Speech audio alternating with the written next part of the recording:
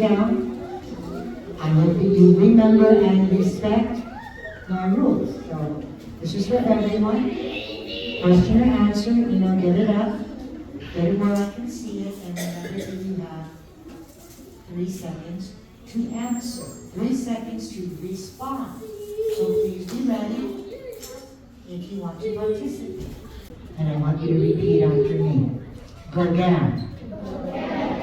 Gauguin. Hit the lights, my friend, if you don't mind. Good. Hands down. Good to know. You didn't burn those brain cells this summer. Good. You're in a new grade. Now, our artist was born in Paris, France. And as you're looking at the student samples of the artwork, over here, it looks like our artist was on the island.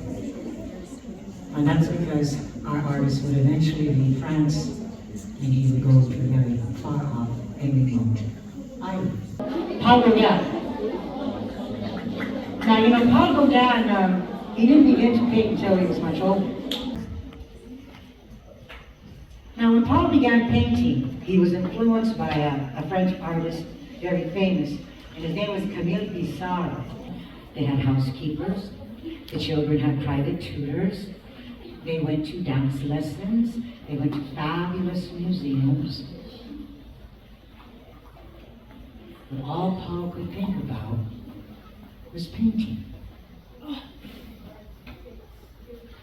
Yes, I love painting so much. I'm not going to paint on the weekends. I'm going to quit my job, and I'm going to paint every day. Now, in the beginning, his wife Meta thought, well, this was just a phase. Paul was bitten by the art bug. You are looking at scenes that were painted by Paul. This is a place, the Brittany Coast, and people, they kind of dress differently. They dress like the Amish. They wear clogs. You are looking at Mexico. You're looking at the Gulf of Mexico, in Panama, South America. You're looking at the island of Cuba, how close it is to Florida and to the Gulf of Mexico. We all have a different perspective. Until finally, one December 23rd, the day before Christmas Eve, they had a horrible argument. Van Gogh, you're filthy. I can't stand it. You take the filthy paintbrushes and you clean them in a coffee pot. Ugh, I'm leaving. By artists using the most brilliant colors they could think of.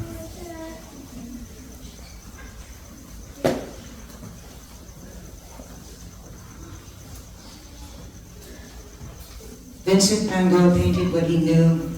He knew landscapes. He loved still life. Take the paper off. Use the side of the tool. Use the tip of the tool. I suggest that you hold off black until the very last. Mrs. Purdue will give you more direction. It might be my light crayon. I'm not going to press very hard, just very lightly for my sketching lines. Then I can overlap. One woman is more like in a Western traditional dress, and over here we're looking at a young Tahitian woman, and it's more of a sarong, or sometimes known as a lala.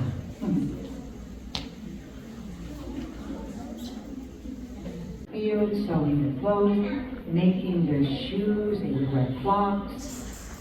But I do love that Gauguin, his brilliant use of color.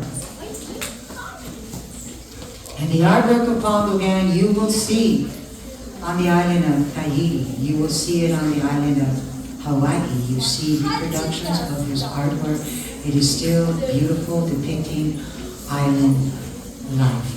And the prices of a Gauguin painting, and this is lovely, they still continue to soar.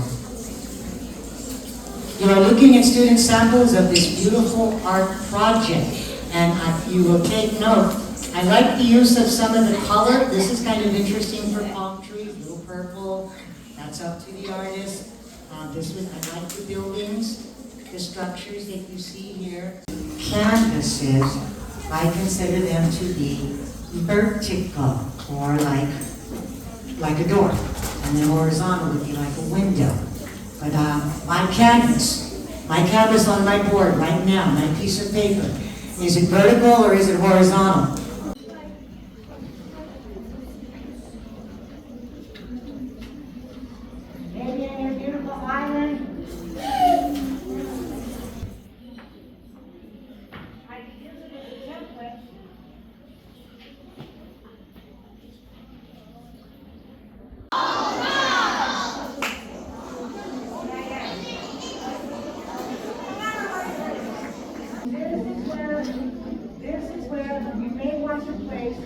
structure.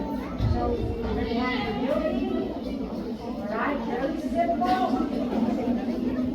rectangle square, then you're going to pull it over, and now you have a more three-dimensional building, height, width, depth, and if you want to put windows, that's where you're going to place it. If you decide to have trees behind it, there could be landmass or in the background, maybe there are trees that are growing there. So think about your options, be creative. This is a beautiful art lesson. You guys are awesome. You're looking at your teacher. They're going to get you back to class. Have a fabulous day.